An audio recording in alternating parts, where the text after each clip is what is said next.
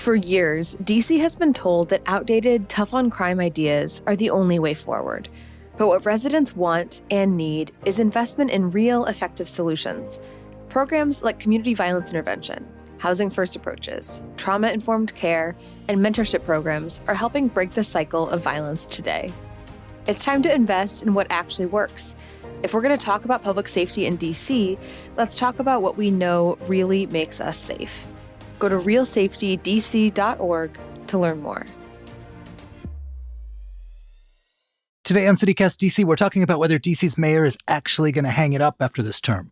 We're talking about the weird economics of DC's cannabis stores.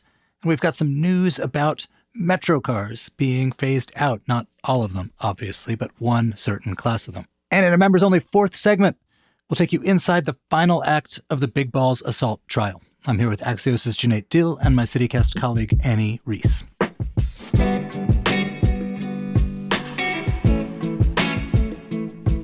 Today is Friday, October 17th. I'm Michael Schaefer. Here's what DC's talking about.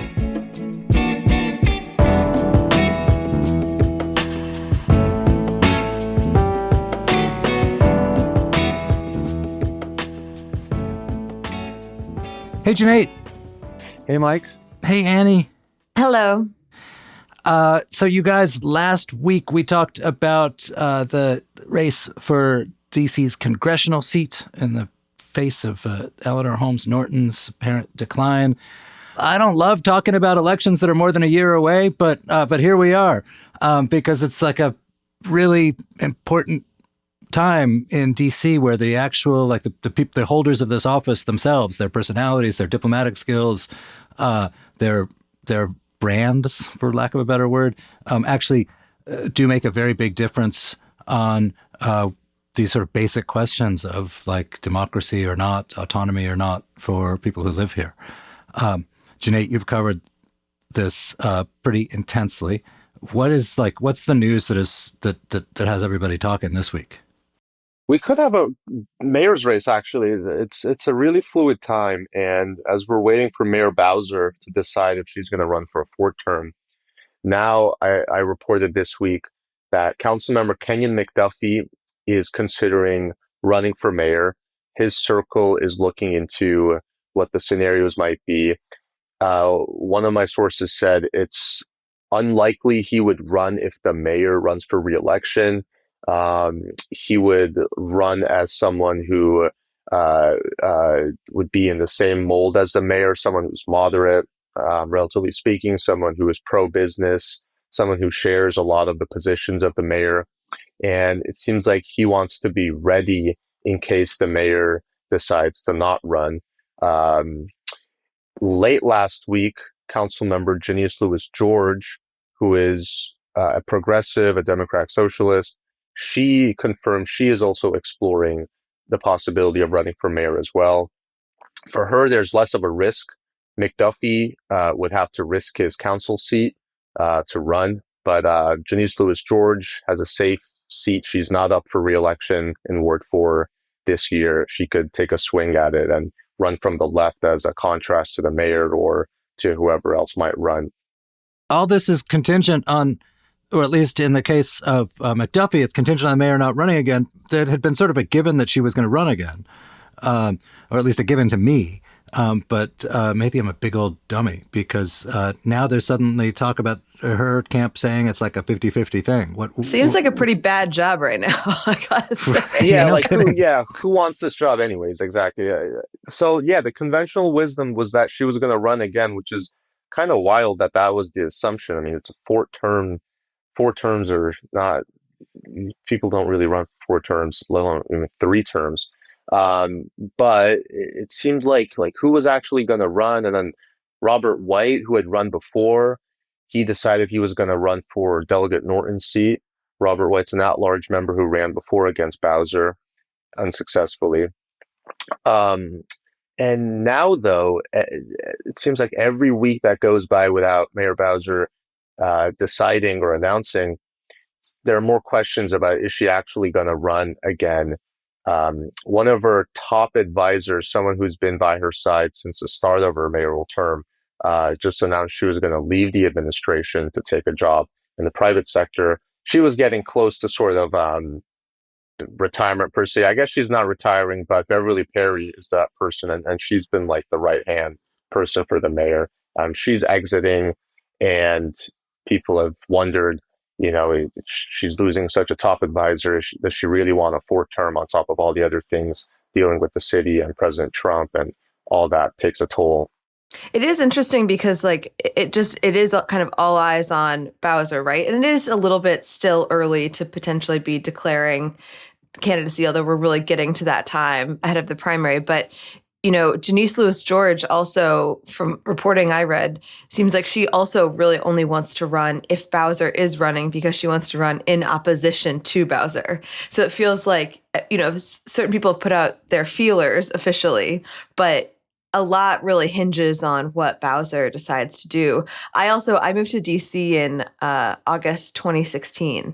So there's also just an interesting thing for a lot of us. I think I've never lived in DC with a mayor other than Muriel Bowser, which is interesting. And like you say, it's not a great job right now, objectively. I think in her world, what people told me over the summer is that she sort of looks around and is like, gee, no one can do this except me. Which, she has said the exact opposite from that in public because it's like a pretty arrogant thing to say. And if you are actually running, that's not a very good line to spring on the public. But that her camp did not have a great amount of respect for a lot of her potential rivals. Who might run against her. That I don't think includes McDuffie because he's not pretty clear he doesn't want to run against her, but he wants to run to sort of take the mantle from her. But look, we have over the last, I don't know, 10, 20 years, we've talked a lot about the divide in the council and in DC politics in general between this sort of activist, more lefty bloc in council that is represented in part by Janice Lewis George. And the kind of center left, more pro business element that the mayor represents. My sense in the last couple of years, between the deal to keep the hockey and basketball teams here, the turn away from defund the police type stuff, some of the budget cuts to progressive programs, has been that the centrist bloc is in the ascent. That appears not to be Janice Lewis George's theory of the case, because I think she wants very much to create a contrast with the mayor and sees that as the path. You've written about this a bunch, Janae. What do you make of it, and how will a potential mayoral election next year, a real race, how will that affect this dynamics of center versus left? It's interesting because I think the mayor has walked this tightrope with dealing with the president, and she can look around and say, I've been pragmatic and I've been doing my best to keep DC safe and not lose our autonomy and all those good things. But I do wonder, for the average voter who is not tuned into City Hall every day and doesn't particularly care for the nuances of the relationship with the White House, do they just look around and say, well, DC status quo isn't great right now. I don't like the National Guard. I don't like that City Hall is cutting things. I don't like that the mayor doesn't seem to be beating her chest and going after the president that like 90+% of the city voted against. And do they kind of cast a vote against all of those things? And that status quo being the mayor, as a result, takes a sort of fall. There could be voter fatigue. That I think is a risk for the mayor if she does want to run again. She's been around for 3 terms now. Are people willing to sort of throw up their hands and say we want something completely different now? And someone like Janice Lewis George from the left could potentially take advantage of that. Even if sober analysts might say, well, what's her plan for dealing with Trump? Mayor Bowser's plan, you can argue whichever way, but currently it seems to be working. do they have an alternative on the left? I'm not sure, but voters might just say, well, the status quo kind of isn't great. I'm going to vote against the mayor. Well, look at you cover these folks pretty closely. What's for people who don't know her? I mean, she represents Ward 4, the kind of northern end of the city. Um, what's she like? Like, and what is her sort of public presence like in terms of how she would look and sound as a leader, as a negotiator with the White House? And then what's she like in person? Do her colleagues like her? Is she sort of a more lone wolf politician or a team builder? I think she's a very sociable person, someone who gets along well in her ward, which is a diverse ward, all like from Petworth to 16th Street, up to the northernmost end of the city, Georgia Avenue, Upper Georgia Avenue, places that are diversifying and gentrifying and having younger people, move in over the past decade. A part of the town that kind of has it all. You have sort of the longtime Washingtonians who live up and down 16th Street. You have a lot of elderly and senior citizens that are a part of your constituency that you need to tend to, and that are a big voting bloc as well. And you have a lot of young people and people who are maybe newer to the city as well that are your voters. So she represents a part of the town, and she, I think, has been doing a good job at tending to all of those constituencies in her ward in a sort of in a fresh way, because she's younger than, I think, well, I don't know the average of the council what their ages are, but she brings sort of a fresh energy ever since she's been on, and I think that's a kind of ward that represents the rest of the city as well. It kind of positions her well, because you do have to win those constituencies if you run citywide: the senior citizens, the elderly, the younger people, and the longtime Washingtonians. And not for nothing, it's also the mayor's home ward. When Bowser became mayor, her seat went to this guy Brandon Todd, who is a very close ally of hers, and then Janice Lewis George defeated him, unseated him. And if I recall correctly, that election was more of a who's doing constituent service, who's showing the face in the neighborhood kind of thing, not a clearly delineated ideological lines kind of election. But was there a particular takeaway from that? If, as you say, that ward kind of represents DC, its willingness to go with somebody who's more explicitly lefty? If I remember right, she did really well on corridors like Georgia Avenue and some of those like Petworth. Um, and that election was interesting because, yeah, she unseated someone the mayor had mentored, basically. This was someone who won his seat, Brandon Todd, after Bowser became mayor. And before then, it was always held by what we call the Green Team, which is the mayor's political apparatus. And it goes all the way back to former Mayor Adrian Fenty. They all had a lock on that seat on Ward 4 for I guess 2 decades or something. And then Janice Lewis George came in with just a clear message, someone who was inspiring to a lot of people and someone who resonated with, I think, both young and longer term residents of the ward.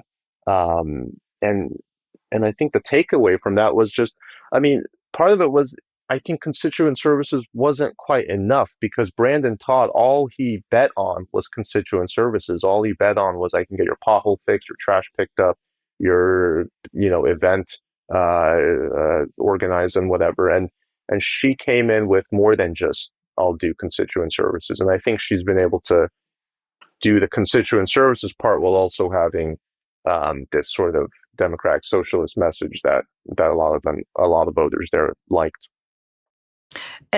And we talked about how this is not a job that a lot of people might want with this sort of Donald Trump of it all, but also, not to put too fine a point on it, but economically, Russell Vogt announced this week that they're expecting 10,000 federal workers gone because of the shutdown, shedding, hemorrhaging more federal jobs.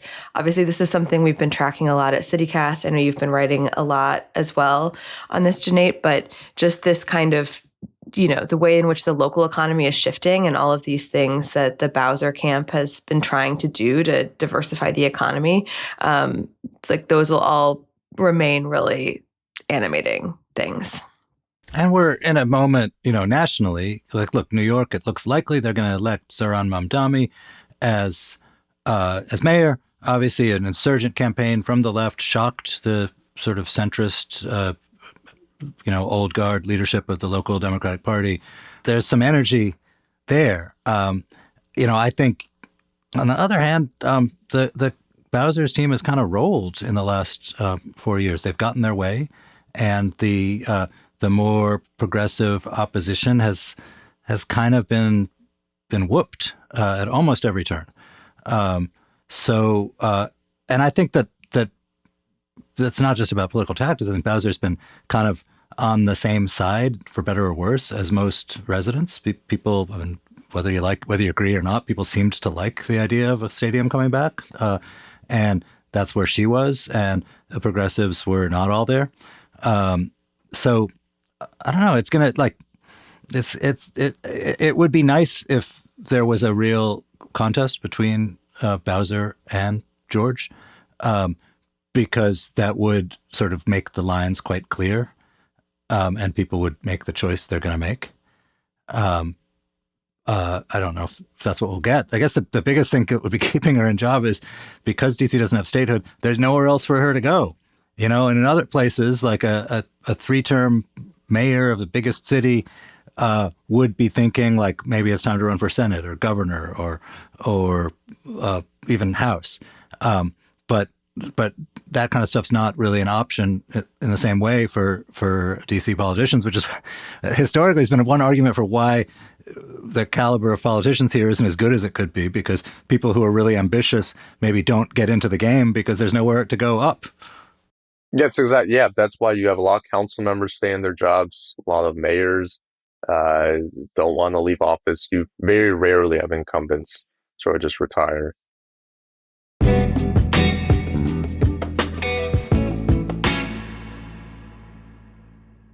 Mark the date. This November 8th in D.C., join the National Center for Victims of Crime for its 40th anniversary gala. It's an evening of celebration and sparkle, with dinner and a silent auction filled with one-of-a-kind treasures. Raise a glass with friends, honor champions of hope, and help make sure life-changing support for crime survivors remains accessible. Join NCVC for an unforgettable night of connection and purpose, all while supporting services that make a real difference in your community. Go to victimsofcrime.org/40 today to grab your tickets and join us for this unforgettable night. That's victimsofcrime.org/40. Hi, I'm Michael Ziviak, Chief Revenue Officer of CityCast. Why do most of us want to learn a new language? It's because we want to speak it out in the real world with real people. Babbel gets you there fast. My daughter's a senior in high school, and after she graduates, we're taking a father-daughter trip to Spain. I know, she's spoiled, but that's on me. I'll be honest, my Spanish right now is pretty much tops out at ¿Dónde está la biblioteca? But when we get there, I want to actually talk to people, order food, and really connect with the locals, not just stumble through the basics. That's why I'm starting with Babbel. Learning a language with Babbel is all about small steps, big wins, and progress you can actually track and feel. And with how busy things get here at CityCast, I love that Babbel's bite-sized, 10-minute lessons fit perfectly into my day, whether it's between meetings or while I'm having coffee in the morning. I'm really excited to start picking up real-world Spanish before our trip so we can experience Spain in a more meaningful way. Right now, Babbel has a special deal for our listeners. Get up to 55% off your subscription at babbel.com/citycast. That's BABBEL.com/citycast for up to 55% off. Rules and restrictions may apply. Gracias and adios. All right, so I got another thing I saw this week that I thought was super interesting, and I guess the next mayor, it will be a feature of the landscape for a while. There was a WAMU piece about, is DC's new weed economy sustainable? This the piece was mostly about something we've talked about before, which is the kind of battle between the duly licensed dispensaries and the medical licensed dispensaries and these sort of fly-by-night gifting stores where you claim to be buying a T-shirt and getting your weed as a gift. But there was a number in there, about 50 new weed vendors that have come online in, I think, the last year, which, like, on the question of sustainability, that strikes me as the much bigger thing of, like, how many, like, even if it was all perfectly legal and the regulations didn't discriminate between one type of store and another and all that weird, dysfunctional, annoying stuff that is a legacy of prohibition, that's a lot of stores. And I've kind of wonder sometimes when I'm walking around and I see store after store after store, how much weed can you people buy? Like, it's not like liquor stores where there's a lot of them, but that's because, like, the well-stocked home is going to have, like, a bottle of gin and a bottle of tequila and a bottle of vodka for when Aunt Mabel comes over, even if you don't like vodka. I don't think most consumers of cannabis purchase in that same way. So you have this product that, but for law and social convention, could just as easily be sold at, like, CVS or Giant. But because of this history, it has to be sold in special stores. And those stores, got to pay rent and got to keep their employees paid and got to deal with this product that's, like, weird because you can't use credit cards and you've got to, and I assume it, if you're a hardware store and you buy you stock some product that no one wants to buy, you then return it to seller. You return it to the manufacturer. I don't think you can do that in a cannabis operation. So you've got this business that's just sort of a tricky business and a huge expansion of it. And I gotta think at some point the stuff comes crashing down, not for, hopefully not for, like, legal or cultural reasons, but just for basic old-fashioned supply and demand kind of reasons. Yeah, it's a lot. It's a lot of shops. The knock on the gifting shops for the legal dispensaries, or that they're not following the rules, and the legal dispensaries have to follow the rules, and that means they make much less money because the regulations are more for them, and the gifting shops can just sell whatever. Now that the city is closing the gifting shops, or a lot of them are becoming legal medical dispensaries. I guess we're going to see how many of them stay open and can stay sustainable as businesses. But yeah, there are a lot across the district now, it seems. I mean, business is growing. They put out these stats of, like, the licensed medical shops in DC sold like 5.5 million in legal cannabis in this August compared to, like, a little under 3 million a year earlier. But that's because the number of licensed medical shops has gone up so much compared to the number of fly-by-night shops. So I don't know how much of that reflects, like, an increased consumption or how much of it just is, like, a function of the, like, changed paperwork.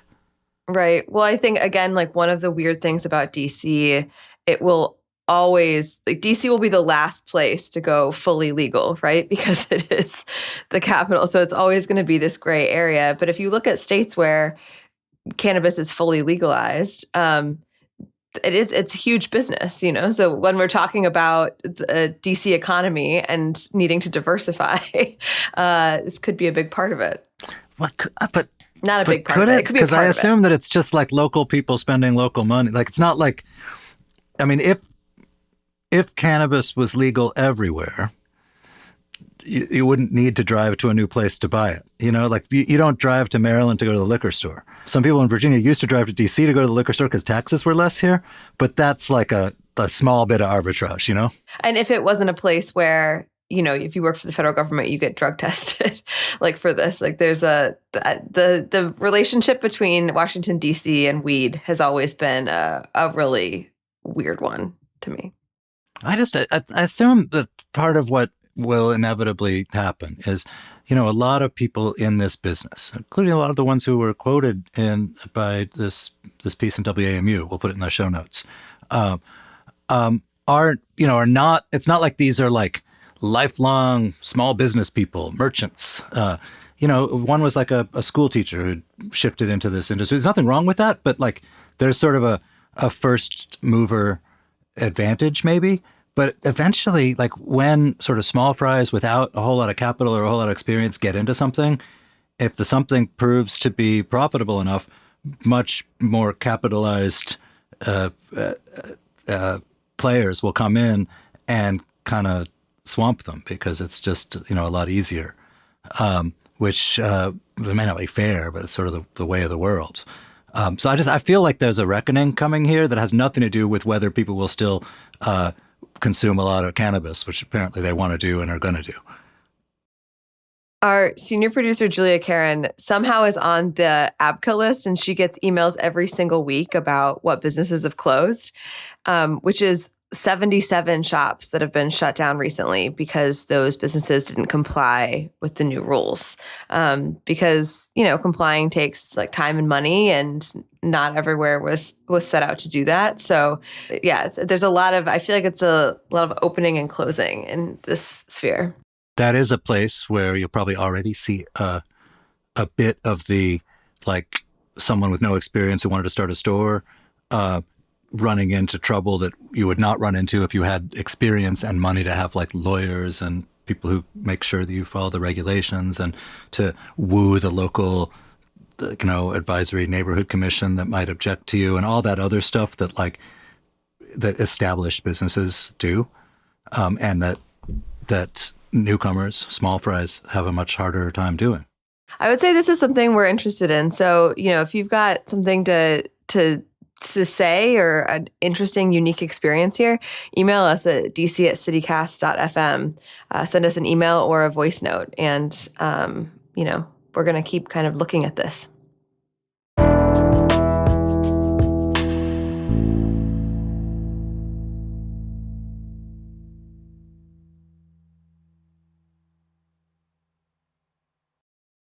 All right, another story that obsessed CityCast HQ this week was, I guess, Annie, if you've only been here since 2016, you probably have less experience in the kind of metro car that used to have carpeting. And I mean, it was sort of a legacy of the 70s roots of Metro. How sad that I missed the smelly carpeting. That's the 2000 series. And they're now going away. Are you sad? Not in the least. They were kind of grody, those carpets. And I think it was like the early days of the Metro. There was this the whole Metro was like a reaction against, what was perceived as this terrible subway system in New York at the time that was dangerous and fraught. And they built Metro more like a commuter rail. It's not like there's a stop every block or 2 or 5 or 7. And there was things like carpeting and, like somewhat garish colors and like padded seats. And it was all about sort of making it feel more quiet and civilized, which, is a really nice thing. But once DC's Metro became more popular and trains were crowded and stuff, the costs of that became a lot more clear in terms of like, you got a lot of feet on that carpet and it's going to get pretty gross pretty fast. Totally. I feel like we all have that family member that, like that grandparent or great aunt or something who had carpet in the bathroom, and it was always like, what's going on? There was definitely a moment in time when carpeting was a thing, but yeah, very, in some ways, there's always a little bit of a twinge of nostalgia, even for something I didn't experience. I think that's sometimes how nostalgia works, where you go like, oh, this bygone thing is leaving, but seems like a good idea. I also knew this person who grew up here, and when she was in high school, she and her high school boyfriend would write little like love notes on these 2000 series cars because they were in such terrible shape anyway. So they weren't doing it on the new cars, but they would text one another and be like, okay, orange, blue, silver, like car number 8 or whatever, and see if they could find it, which I thought was extremely charming. The carpets were kind of maybe a draw for suburbanites who were This was a system to ferry people back and forth from the suburbs, for many users at least, and they could walk from their carpeted houses into carpeted rail cars that would smoothly take you into downtown and then back. But so there's new Metro cars coming, the 8000 series, which are going to begin testing on Metro in 2027. So I guess that's still a ways away. And what are these? These have mini bars? Yeah. I think these are Hot and these cold running water? Actually, I think these have the Showers. heated seat, or not the heated seats, I'm sorry, the heated floors. They have floors that I have, feel like the last thing we need in DC is heat. they're supposed to be more efficient, but people were like, well, if you, I don't know, if some terrible something gets on the floors, it's gonna radiate now with the heat radiating inside the car. Totally. Also, the 2000 series, as we've talked about, began service in 1983. They had to be pulled out of storage to help riders a few years ago when there were wheel issues with the 7000 series.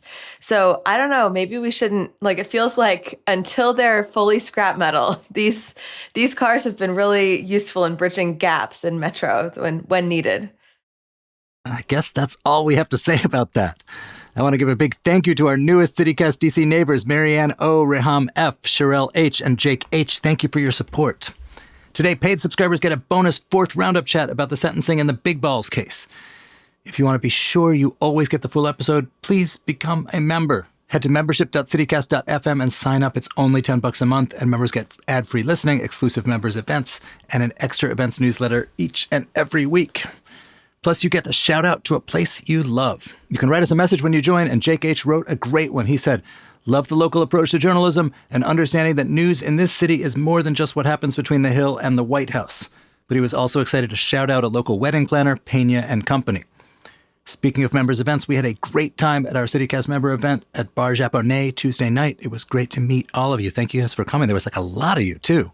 So many. It was so fun. We're already looking forward to the next one, and we will keep you posted about the where and the when. Again, that's membership.citycast.fm.